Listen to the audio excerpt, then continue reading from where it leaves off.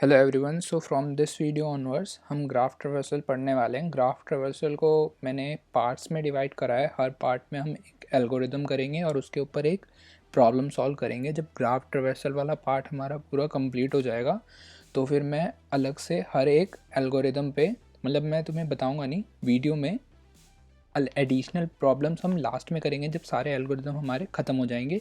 तो 2-3 वीडियो में सिर्फ ट्रेवर्सल के ऊपर जो इम्पॉर्टेंट प्रॉब्लम्स होंगे वो अलग से वीडियो में बाद में कवर करा दूंगा। तो अभी हमारा पैटर्न यूँ ही चलेगा कि हम एक एल्गोरिदम करेंगे और उसके ऊपर एक प्रॉब्लम करेंगे ताकि उस एल्गोरिदम की अंडरस्टैंडिंग आ जाए।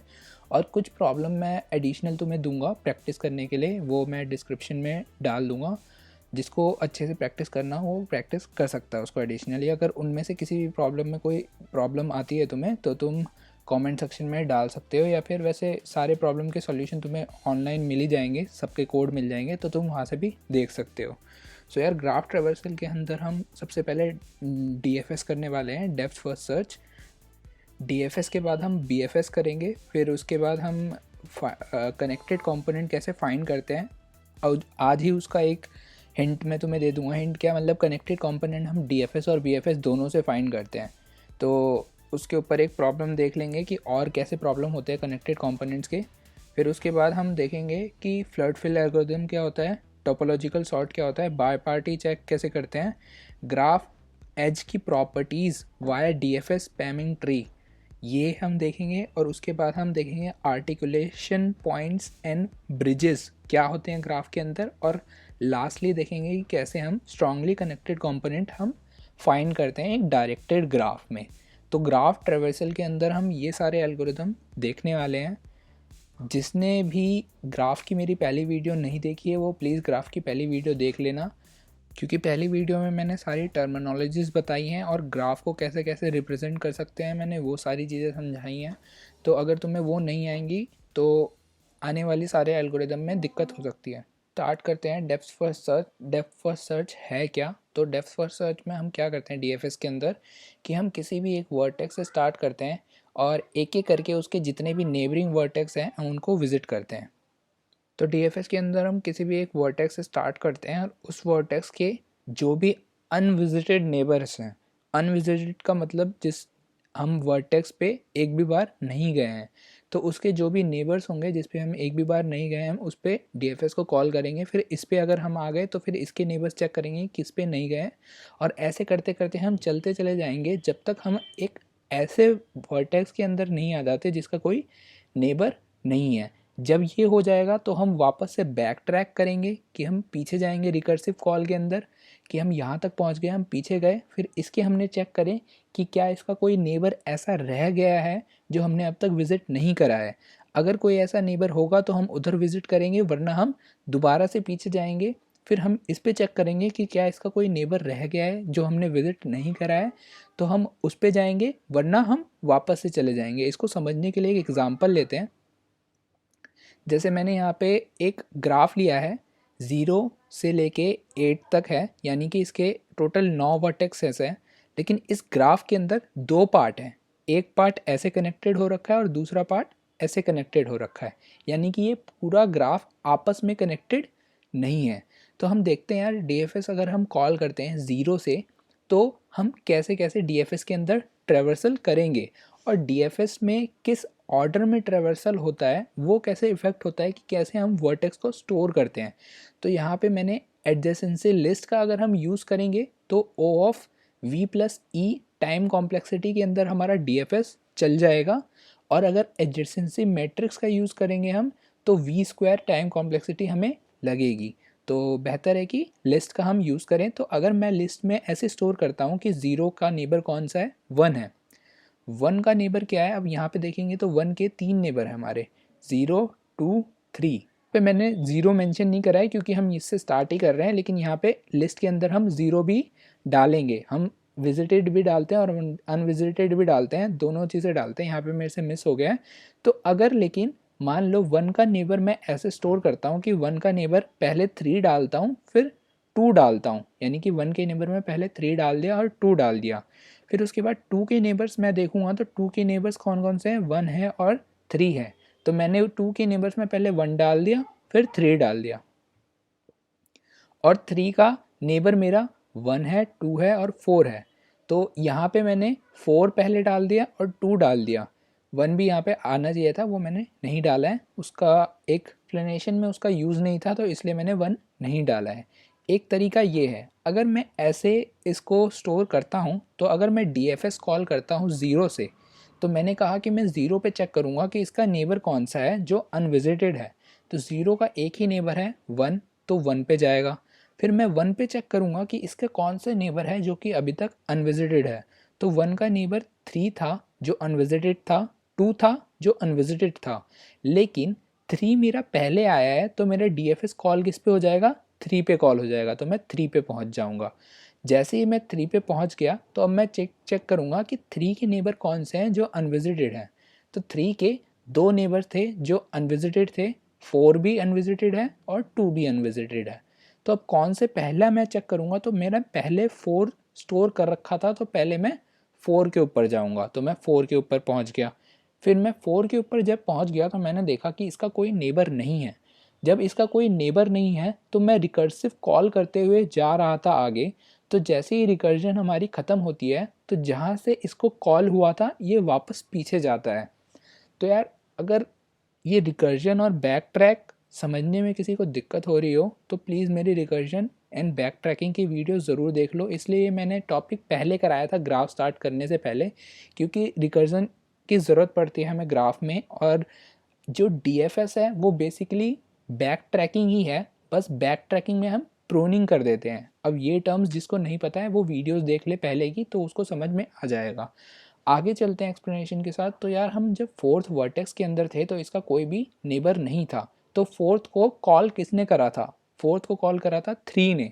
तो हम वापस से 3 के ऊपर आ गए। अब हम देखते हैं 3 से कि 3 के कौन से वर्टेक्स हैं जो अनविजिटेड रह गए हैं। तो 4 तो विजिटेड हो चुका था, 3 का एक और नेबर था 2, जो कि ये अनविजिटेड है। तो 3 से मेरा कॉल कहाँ चला जाएगा, 2 पे चला जाएगा। 2 पे चला गया। अब 2 पे हमने चेक करा कि कौन से ऐसे नेबर्स थे जो अनविजिटेड हैं। तो 1 भी विजिटेड है, 3 भी विजिटेड है।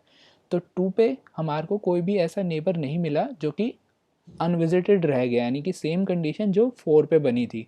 तो कॉल वापस से 3 के ऊपर चला गया। अब 3 पे गए तो हमने देखा कि 3 के पास भी अब कोई नेबर नहीं बचा, तो कॉल वापस से 1 के ऊपर चला गया। और 1 के भी कोई अनविजिटेड नहीं रहे, तो कॉल वापस से 0 के ऊपर चला गया। और हमारा जो DFS का ऑर्डर रहा वो इस हिसाब से बन गया। तो ये हमारी DFS की ऑर्डर रही। अगर हमारा लिस्ट इस तरीके से कुछ सेव होता कि 0 का 1 नेबर है, 1 का 2 नेबर है और 3 नेबर है, और 0 भी होगा। और 2 का नेबर कौन सा है, 1 है, 3 है, और 3 का नेबर कौन सा है, 2 है, 4 है। तो किस ऑर्डर में हमारा DFS कॉल होता, तो 0 से जाते हैं हम 1 पे, 1 से जाते हैं हम 2 पे, क्योंकि 2 अब मेरा पहले आ गया, यहाँ पे मेरा 3 था। तो यानी कि ऑर्डर देखो तुम्हारी इस वजह से चेंज हुई कि हमने स्टोर कैसे करा। लेकिन जो DFS का तरीका है कॉल करने का, वो बहुत सिंपल है। इस वर्टेक्स पे मैं खड़ा हूँ, मैं इसके पहले उस नेबर को कॉल कर दूंगा जो कि अनविजिटेड है। तो 2 पे पहुँच गए। 2 का पहला नेबर जो अनविजिटेड है 1, हम विजिट कर चुके हैं 3, तो 3 पे कॉल हो जाएगी। तो 0 से मैं 1 पे गया, 1 से मैं 2 पे गया, 2 से मैं 3 पे गया। 3 पे जैसे ही चला गया तो 2 पे मैं जा चुका था और 1 पे भी मैं जा चुका था। 4 रह गया, तो 4 पे कॉल मेरी चली गई। तो 4 पे मैंने उसी तरीके से कॉल यहाँ पे कर दी।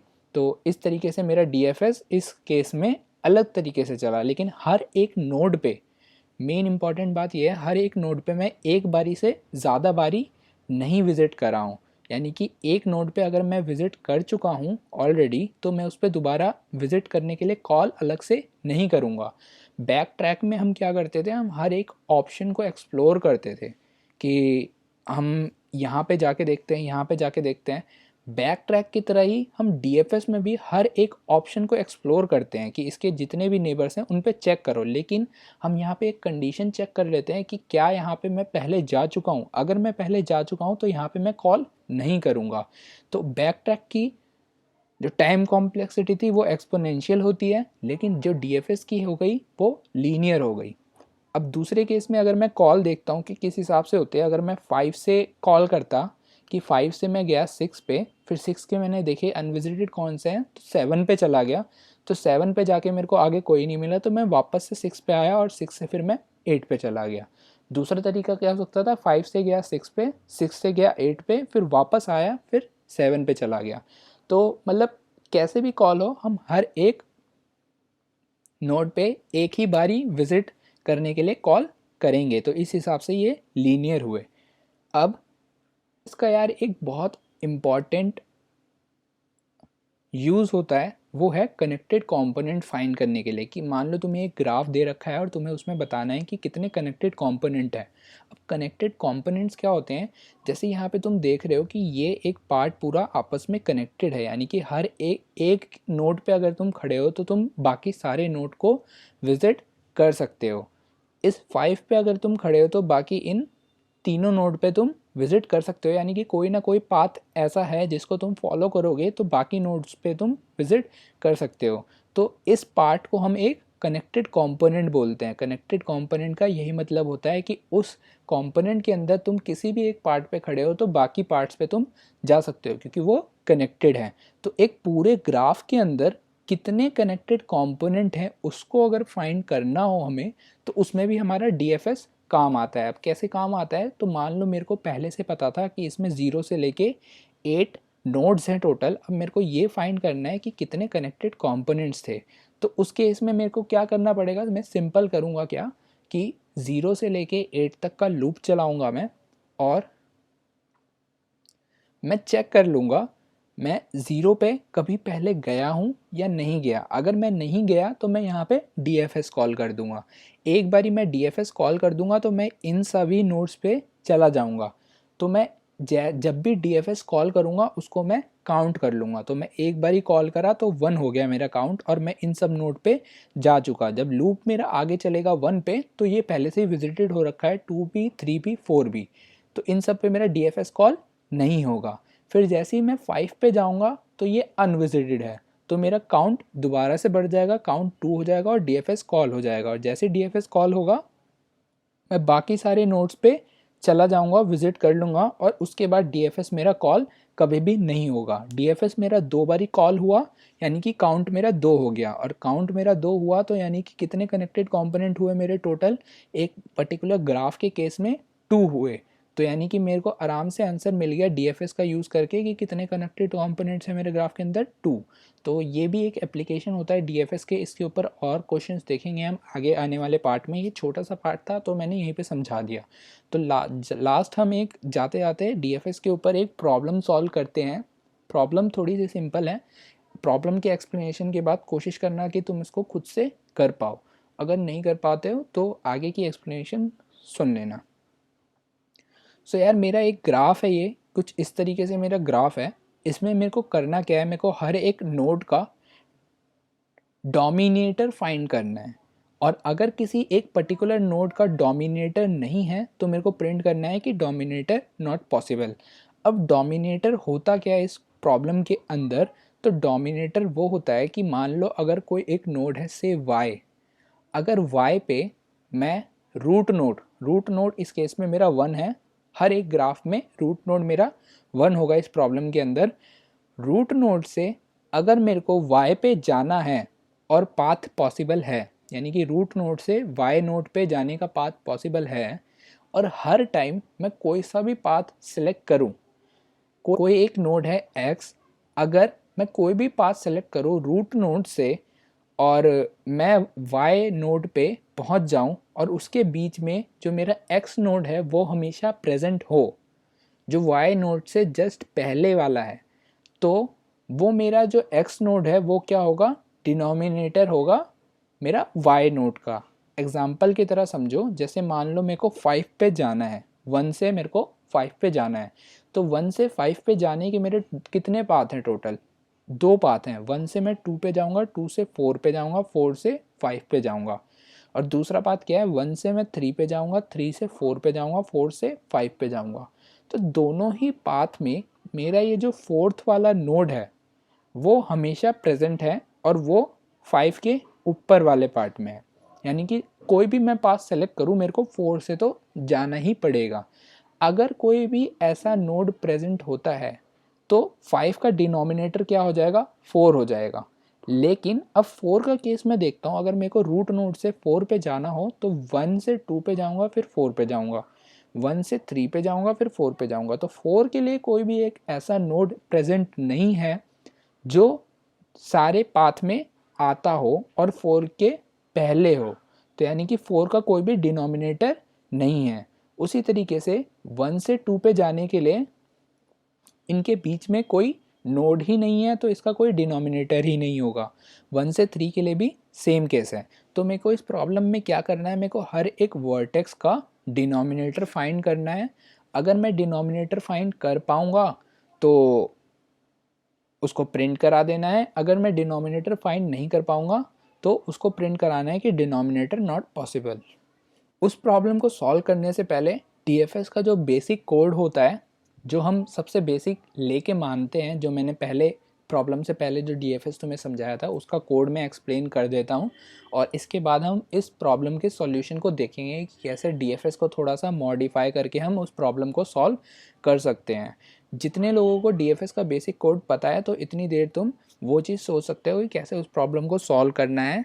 बाकी लोग डीएफएस सीखेंगे कि डीएफएस हम कैसे अप्लाई करते हैं। तो डीएफएस लगाने के लिए मैंने एक चीज़ बोली थी, हमेशा एक चीज़ हम हमेशा देखते हैं कि कोई भी नोड हमारा विजिटेड है या नहीं है। उसके लिए मैं एक वेक्टर बना लेता हूँ, वेक्टर बूल विजिटेड नाम के करके, वो मैंने ग्लोबली बना लिया है। एक मैंने डीएफएस नाम करके अपना फंक्शन बना लिया है, और ये इनपुट क्या लेता है, एक नोड इनपुट लेता है, और इसके बाद डीएफएस रन होता है। तो सबसे पहले मैं इनपुट में क्या लेता हूँ कि कितने मेरे वर्टेक्सेस हैं, और जितने भी मेरे वर्टेक्सेस हैं उन सब में मैंने फॉल्स कर दिया, यानी कि कोई भी वर्टेक्स मैंने अभी विजिट नहीं करा है, और डीएफएस ज़ीरो मैंने कॉल कर दिया है। तो जैसे ही डीएफएस ज़ीरो मैंने कॉल करा तो विजिटेड ऑफ ज़ीरो नोड यहाँ पे मेरा कौन सा है, जो करेंट नोड अभी मैं जिस पे खड़ा हूँ।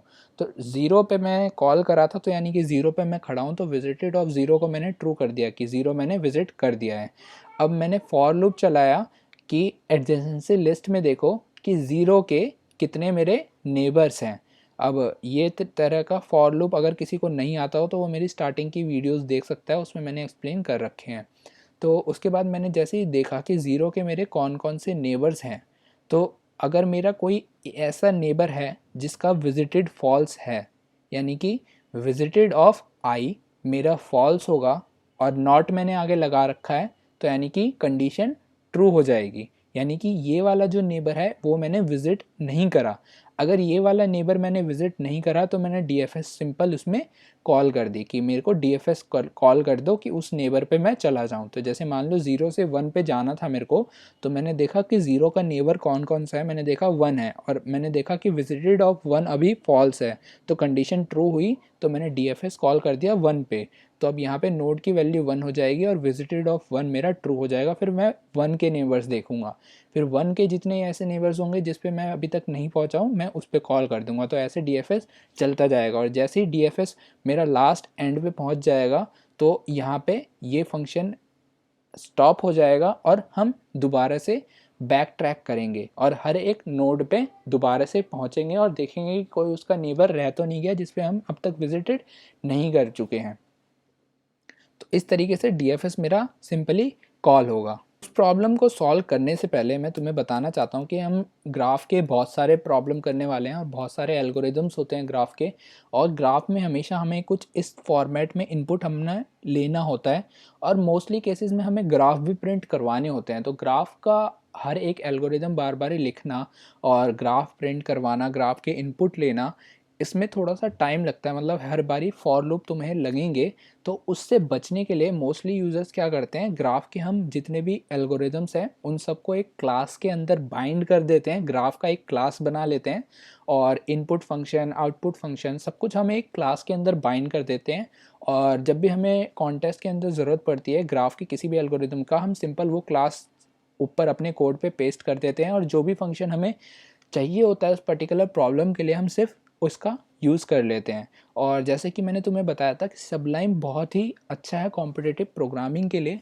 मैंने एक वीडियो बनाई थी टेम्पलेट्स के ऊपर, सबलाइम के ऊपर, तो उसमें मैंने बताया था कि सबलाइम के कितने फ़ायदे होते हैं। एक वीडियो मेरे को और बनानी थी कि सबलाइम को मॉडिफाई थोड़ा कैसे करते हैं कि मेरा सबलाइम थोड़ा अलग दिखता है जो डिफ़ॉल्ट सबलाइम था उससे, और कुछ फीचर्स हैं कि स्निपेट्स कैसे बनाते हैं और ये सब स्निपेट्स क्या होते हैं। तो जैसे मैंने ग्राफ का क्लास की बात करी, अब मेरे को ग्राफ का क्लास चाहिए, तो मैं सारा वो कोड नहीं करूँगा, वरना ग्राफ का क्लास बनाने का मेरा कोई यूज़ नहीं रह जाएगा। कि अगर मेरे को वो सारा कोड करना पड़े दोबारा, तो जितनी देर में वो कोड करूँगा इतने से अच्छा मैं अलग से ही वो फंक्शन कोड कर देता, मेरे को क्लास बनाने की ज़रूरत नहीं पड़ती। तो मोस्टली सब स्निपेट्स बना के रखते हैं। अब जैसे मैंने सिर्फ GR दबाया तो पूरी ग्राफ की मेरी क्लास यहाँ पे आ गई है और सारे फंक्शंस मेरे आ गए हैं। तो ये कमाल हुआ स्निपेट्स का।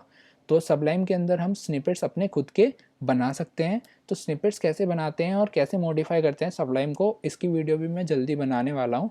तो स्निपेट्स बनाने के बाद अब जैसे मैंने देख रहे हो तुम कि ग्राफ की ये पूरी क्लास आ गई। तो ग्राफ के आने वाले हर एक वीडियो में हम इसी क्लास का यूज़ करने वाले हैं। धीरे धीरे मैं इसके कोड को समझाता हूँ, जैसे जैसे सारे एल्गोरिदम्स होते जाएंगे हमारे, हम इसके ग्राफ के इस क्या कहते हैं क्लास में वो सारे एल्गोरिदम धीरे धीरे डालते जाएंगे।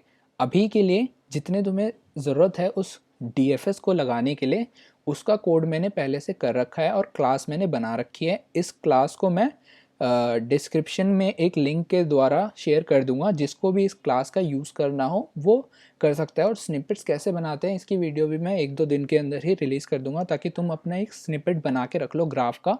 और जैसे जैसे आगे हम एल्गोरिदम डालते जाएंगे और अपने क्लास को अपडेट करते जाएंगे, तुम उस स्निपेट्स के अंदर चीज़ें अपडेट करते रहना। और तुम्हारा ग्राफ का जो भी कोड होगा उसको करने के लिए तुम्हें 1 सेकेंड भी नहीं लगेगा। मतलब ये सारे फंक्शन तुम्हारे पास अपने आप ही आ जाएंगे, और सिर्फ तुम्हें इम्प्लीमेंटेशन में क्या करना होगा, इस फंक्शन के अंदर थोड़े बहुत चेंजेस करने होंगे। तो स्टार्टिंग करते हैं ग्राफ के क्लास से, कि ग्राफ का क्लास हम कैसे अपना बिल्ड करते हैं। जिसको क्लास की नॉलेज नहीं है वो कोई भी एक यूट्यूब की वीडियो देख सकते हैं। क्लास या फिर स्ट्रक्चर दोनों से हम ग्राफ इम्प्लीमेंट कर सकते हैं। तो क्लास बना लेंगे हम। पब्लिक में हमने NV और NE, NV का मतलब है नंबर ऑफ वर्टिसेस, NE का मतलब है नंबर ऑफ एजेस। एक हमने वेक्टर ऑफ वेक्टर बना लिया लिस्ट के लिए, एक हमने बूल नाम का वेक्टर बना लिया विजिटेड के लिए। ये मैंने पब्लिक में बनाया है, यानी कि ग्राफ का कोई भी ऑब्जेक्ट इसको एक्सेस कर सकता है। फिर उसके बाद हमने एक ग्राफ का कंस्ट्रक्टर बना लिया। अब कंस्ट्रक्टर क्या होता है इसको कोई नहीं जानता हो तो ये भी तुम यूट्यूब पे सर्च कर सकते हो। ये काफ़ी बेसिक चीज़ें हैं, इसलिए मैं इसको अलग से एक्सप्लेन नहीं करूँगा। तो इसमें मैंने अगर मेरे n वर्टिसेस हैं तो कंस्ट्रक्टर के अंदर मैंने n पास कर दिया, तो नंबर ऑफ वर्टेक्स के अंदर n चला गया, लिस्ट का साइज़ भी मेरा n हो गया और विजिटेड का साइज़ भी मेरा n हो गया। फिर मैंने कुछ फंक्शंस यहाँ पे बना रखे हैं, टेक इनपुट और शो लिस्ट और ऐड एजेस और DFS। ये इनका हम यूज़ करने वाले हैं आज की वीडियो के अंदर।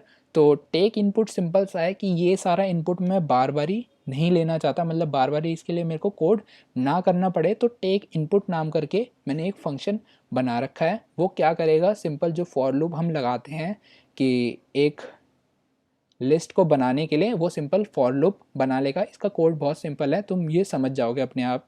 शो एडजेसेंसी लिस्ट क्या करेगा, सिंपल अपना अपना जो ग्राफ है उसको प्रिंट करा देगा। इसका कोड भी सिंपल है, वो पढ़ के ही समझ आ जाएगा।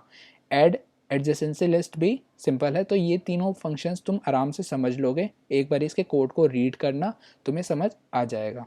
हम DFS के ऊपर बात करते हैं कि DFS को कैसे हम यूज़ करेंगे। जो हमने प्रॉब्लम ये वाली देखी थी उसको इम्प्लीमेंट करने के लिए, तो इस प्रॉब्लम में हमारे पास क्या था यार, कि अगर मैं 5 पे आता हूँ किसी भी पाथ को फॉलो करते हुए, तो मेरे पास 4 हमेशा आता ही आता है।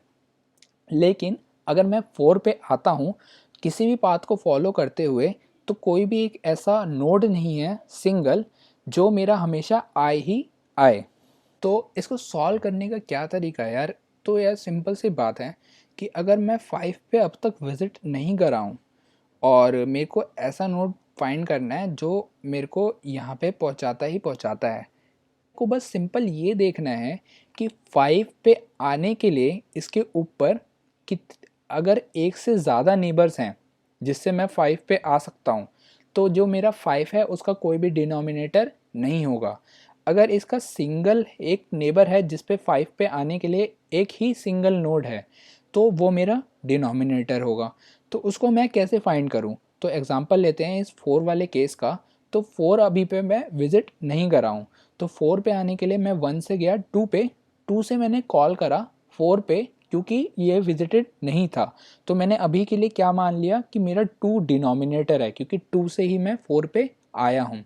फिर मैंने क्या देखा, मैं 1 पे खड़ा था, फिर मैं 3 पे गया, फिर मैं 3 की नेबर्स चेक कर रहा हूँ। तो 3 का अगर कोई भी ऐसा नेबर है जो मैं विज़िट कर चुका हूँ पहले, तो इसका मतलब क्या हुआ कि ये जो नेबर है जो मैं पहले विज़िट कर चुका हूँ, इस पे आने का कोई और रास्ता भी है 3 को छोड़ के। अगर कोई नोड ऐसा है जहाँ पे आने का 1 से 2 रास्ते हैं, तो उस नोड का डिनोमिनेटर नहीं हो सकता। तो इसी लॉजिक को मैंने लगाया कि अगर मैं 3 पे खड़ा हूँ और कोई नोड ऐसा मेरे को मिल जाता है जिस पे मैं पहले से ही विज़िट कर चुका हूँ, तो मैं उस नोड के डिनोमिनेटर को दोबारा से कैंसिल कर दूंगा। पहले 2 था, अब इसको मैंने कैंसिल कर दिया कि नहीं, इसका कोई भी विजिटर नहीं है। अब 5 का केस को लेते हैं, तो 1 से 2 पे गया, फिर 4 पे गया। तो 4 पे आके मैंने देखा कि 4 के नोड कौन कौन से जो अनविजिटेड हैं, 3 है और 5 है। तो 4 से मैं 5 पे गया क्योंकि ये अनविजिटेड था, और 5 के डिनोमिनेटर में मैंने क्या डाल दिया, 4 डाल दिया कि 5 का डिनोमिनेटर कौन सा है, 4 है। मैंने कहा चलो ठीक है। अब दूसरा पाथ क्या होता है, 1 से मैं 3 पे गया और 3 से मैंने चेक करा कि क्या मेरा 4 अनविजिटेड है। तो यहाँ पे मेरा आंसर आता है कि नहीं, 4 पे मैं विज़िट कर चुका हूँ। तो अगर मैं 4 पे विज़िट कर चुका हूँ तो 4 का डिनोमिनेटर मेरा कैंसिल हो जाएगा, लेकिन मैंने यहाँ पे कॉल भी नहीं करा। तो यानी कि यहाँ पे 3 पे ही आके हमारा प्रोसेस रुक गया है। 3 पे आके हमारा प्रोसेस जैसे ही रुक गया, तो हमारा ये जो 5 का डिनोमिनेटर 4 सेव्ड था वो सेव्ड रह जाएगा, और इसका डिनोमिनेटर तो 1 मिल गया, लेकिन बाकी सबका डिनोमिनेटर क्या है, नॉट पॉसिबल। तो इसी को मैंने कोड करा है। यहाँ पे मैंने एक डिनोमिनेटर नाम का वेक्टर बना लिया है स्टार्टिंग में, और इसको मैंने ग्लोबली इनिशियलाइज़ कर दिया है। इनपुट लेने के लिए मैंने एक n बना लिया कि मेरे कितने वर्टेक्सेस हैं, वो मेरा n में स्टोर हो जाएगा। डिनोमिनेटर को मैंने असाइन कर दिया n, -1 से। -1 मेरा रिप्रेजेंट करता है कि इस वर्टेक्स का कोई भी डिनोमिनेटर नहीं है। ग्राफ जो क्लास था उसका मैंने ऑब्जेक्ट जी नेम करके बनाया और n पास कर दिया उसमें, ताकि मेरा ये इनिशियलाइज कर दे बाकी सारी चीज़ों को जो मैंने कंस्ट्रक्टर में सेव करके रखा था। जी डॉट टेक इनपुट लिया मैंने। टेक इनपुट जैसे ही फंक्शन कॉल होता है मेरा, तो एडजेसेंसी लिस्ट रीसाइज हो जाते हैं एनवी नंबर ऑफ वर्टिसेस से, और विजिटेड भी रीसाइज हो जाता है नंबर ऑफ वर्टिसेस से, और फॉल्स हो जाता है टू फ्रो, यानी कि कहाँ से कहाँ मेरे को जाना है। तो मैंने टेक इनपुट में इस डायरेक्टर, यानी कि ग्राफ मेरा डायरेक्टेड है या फिर अनडायरेक्टेड है। अगर मैंने टेक इनपुट में कुछ भी नहीं भेजा है तो बाय डिफ़ॉल्ट फॉल्स मेरा वहाँ पे चला जाता है कि ग्राफ मेरा अनडायरेक्टेड है। तो ग्राफ मेरा अनडायरेक्टेड है, तो मैंने सी इन लिया कहाँ से कहाँ तक के लिए, तो 1 से 2, यानी कि 1 से 2 के बीच में मेरा एज प्रेजेंट था। यहाँ पे 1 से 2 के बीच में मेरा एज प्रेजेंट था, 1 से 3 के बीच में। तो इस फॉर्मेट में ये इनपुट मेरा आ रखा है। तो 1 से 2 मेरा एज प्रेजेंट था। और बेसिकली हम जितने भी ग्राफ के एल्गोरिदम्स होते हैं, जब भी हम यूज़ करते हैं तो ज़ीरो बेस इंडेक्स पे हम वर्टिसेस को लेते हैं। तो यहाँ पे मैंने ऐड एज, मैंने को एक एज ऐड करना है मेरे को अपने लिस्ट के अंदर। 2 में से -1 कर दिया, फ्रो में से -1 कर दिया, यानी कि 1 का 0 हो गया और 2 का 1 हो गया, यानी कि ज़ीरो बेस इंडेक्स में हमने काम कर लिया। और इस डायरेक्टर यानी कि ग्राफ डायरेक्टेड है या अनडायरेक्टेड है, तो मेरा ग्राफ अनडायरेक्टेड था, तो यानी कि फॉल्स चला गया। अब ऐड एज जो फंक्शन था मेरा, वो देख लेते हैं कि क्या है, टू फ्रो और इज डायरेक्टेड। ठीक है, तो पहले मैंने क्या करा, 2 से फ्रो लिस्ट में मैंने डाल दिया कि 1 का नेबर कौन सा है, 1 का नेबर 2 है। तो ये चीज़ तो मेरी पॉसिबल होगी ही होगी दोनों केसेस में, कि ग्राफ मेरा अगर डायरेक्टेड होगा तब भी पॉसिबल होगा, ग्राफ मेरा अनडायरेक्टेड होगा तब भी पॉसिबल होगा, कि 1 से 2 के बीच में नेबर तो है ही है। अब मैं 2 से 1 पे आ सकता हूँ कि नहीं आ सकता, वो डिसाइड करेगा कि ग्राफ मेरा डायरेक्टेड है या अनडायरेक्टेड है। अगर मेरा ग्राफ डायरेक्टेड होता तो मेरा ये 2 से 1 के बीच में नेबर नहीं होता। अगर मेरा ग्राफ अनडायरेक्टेड है तो इस डायरेक्टेड फॉल्स होगा, और नॉट ऑफ फॉल्स मेरा ट्रू कंडीशन ट्रू हो जाएगी, और 2 से 1 के बीच में भी नेबर मेरा बन जाएगा। तो ऐड एज का मेरा फंक्शन का ये इम्प्लीमेंटेशन था। तो इस हिसाब से हमने सारे इनपुट ले लिया और हमारा ये पूरा ग्राफ बिल्ट हो गया। फिर उसके बाद हम DFS कॉल कर देते हैं अपना बेसिकली ज़ीरो से, क्योंकि ज़ीरो बेस इंडेक्सिंग में हम काम कर रहे हैं। तो मैंने क्या करा कि हर एक नोड पे जा रहा हूँ, मैं ट्रू कर रहा हूँ, और मैंने देखा कि अगर मेरा कोई नोड ऐसा है जो अब तक विज़िट नहीं हुआ है, तो जिस नोड से मैं उस पर जा रहा हूँ उसके डिनोमिनेटर में मैंने वो वैल्यू डाल दी कि ज़ीरो से मैं किसी पे जा रहा हूँ तो ज़ीरो का तो कोई है ही नहीं, लेकिन ज़ीरो से मैं वन पे जा रहा हूँ कि जैसे एडजेसेंसी लिस्ट ऑफ ज़ीरो है, यहाँ पे नोड की वैल्यू ज़ीरो है, तो नोड पे हमने देखा कि ज़ीरो के कौन कौन से नेबर्स हैं। तो ज़ीरो का मेरा वन नेबर था, तो मैंने देखा कि वन पे मैं विज़िट नहीं हुआ हूँ, तो वन पे विज़िट नहीं हुआ हूँ तो डिनोमिनेटर ऑफ वन पे मैंने क्या डाल दिया, ज़ीरो, क्योंकि ज़ीरो से मैं वन पे आया हूँ, और DFS कॉल कर दिया मैंने वन पे। अब मैं आगे जा रहा हूँ और दोबारा मान लो कोई एक ऐसा नोड आ जाता है जिस पे मैं पहले ही विज़िट कर चुका हूँ, यानी कि मान लो मैं टू से भी वन पे जा सकता था, तो जब मैं टू के नेबर्स चेक करूँगा तो वहाँ पे वन आएगा। तो मैंने चेक करा कि क्या मैं वन पे आ चुका हूँ, तो वहाँ पे ये कंडीशन फॉल्स हो जाएगी कि मैं वन पे आ चुका हूँ, तो विज ऑफ वन मेरा ट्रू होगा, और नॉट लगा देंगे तो फॉल्स होगा। तो दूसरी कंडीशन क्या कर देंगे कि जो वन का डिनोमिनेटर था वो ज़ीरो नहीं हो सकता, क्योंकि वन के आने के ऊपर हम ज़ीरो से भी आ सकते हैं और टू से भी आ सकते हैं, तो दोनों ही केस में अगर आ सकते हैं तो इसका कोई भी डिनोमिनेटर नहीं होगा, तो वन का डिनोमिनेटर मैंने दोबारा से -1 कर दिया। तो इस हिसाब से मेरी चेंजेस हुई, और जिस भी नोड का हम एक ही पर्टिकुलर नोड से वहाँ तक आ सकते हैं उसका डिनोमिनेटर वो सेव हो जाएगा, और जिस पे एक से ज़्यादा होगा उसका डिनोमिनेटर -1 हो जाएगा। फिर सिंपली मैंने यही करा कि मैं प्रिंट करा रहा हूँ नोड अगर, तो मैंने i+1 कर दिया। ज़ीरो बेस इंडेक्सिंग तो थी, लेकिन प्रॉब्लम के अंदर मेरे 1 2 3 4 दे रखे थे, तो i+1 प्रिंट करवा दिया। और अगर मेरा denominator of i equals to -1 है तो मेरा आ रहा है आउटपुट कि डिनोमिनेटर नॉट प्रेजेंट। अगर मेरा डिनोमिनेटर ऑफ i प्रेजेंट है तो डिनोमिनेटर ऑफ i+1 कर दिया, क्योंकि ज़ीरो बेस इंडेक्सिंग थी। तो जैसे कि तुम देख रहे हो इस एग्जांपल में सिर्फ 5 का डिनोमिनेटर था और वो था 4, और बाकी सबका डिनोमिनेटर प्रेजेंट नहीं था। तो ये प्रॉब्लम हमारी सॉल्व हो गई। इस प्रॉब्लम को कराने का सिंपल एक यही बेसिक मीनिंग था कि DFS दिखने में बहुत सिंपल होता है और कॉल्स करनी भी काफ़ी आसान होती है, लेकिन DFS को हम जितनी भी प्रॉब्लम करेंगे या तुम जितनी भी प्रॉब्लम प्रैक्टिस में करोगे उन सब में DFS को हमें मॉडिफाई करना पड़ेगा थोड़ा थोड़ा। अब जैसे DFS में हमारा यहीं तक का पार्ट होता है, ये जो एल्स पार्ट था और ये जो ये पार्ट था ये हमने अलग से लगाया, तो हर एक प्रॉब्लम के लिए हमें थोड़ा सा DFS मॉडिफाई करना पड़ेगा, लेकिन बेसिक स्ट्रक्चर DFS का हमारा यही रहेगा। और इस प्रॉब्लम को समझाने के लिए बस यही मतलब था कि DFS की तुम्हें थोड़ी नॉलेज बढ़ जाए कि DFS से हम कैसे चीज़ें चेक कर सकते हैं। कुछ प्रॉब्लम्स मैं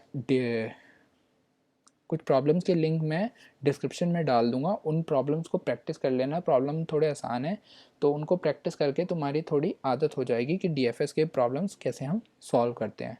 तो मिलते हैं अपने नेक्स्ट वीडियो में। Thank you so much guys.